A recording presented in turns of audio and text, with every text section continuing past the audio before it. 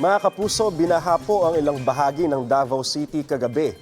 Nagmistulang ilog ang ilang kalsada sa barangay Tibungko. Halos pasukin na nga ng tubig ang mga tricycle at ilang kotse. Dahil dyan, naging mabagal po ang daloy ng trapiko. Ilang commuter pa nga ang sumuong na lang sa baha para makuwi. Ayon sa Pag-asa, local thunderstorm ang nagpaulan sa Davao City at posible muli ang mga thunderstorm sa Davao City at maging sa ilang pang bahagi ng Mindanao ngayong araw, ayon po yan sa Pag-asa.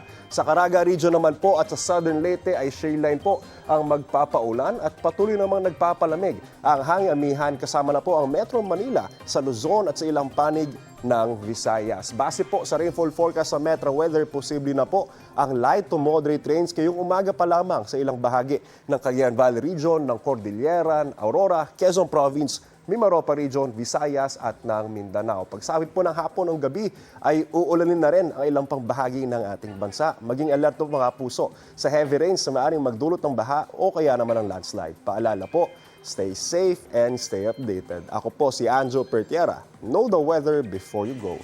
Para Mark Safe lagi, mga kapuso. Kapuso, huwag magpapahuli sa latest news and updates. Maging una ka sa balita at mag-subscribe sa YouTube channel ng GMA Integrated News.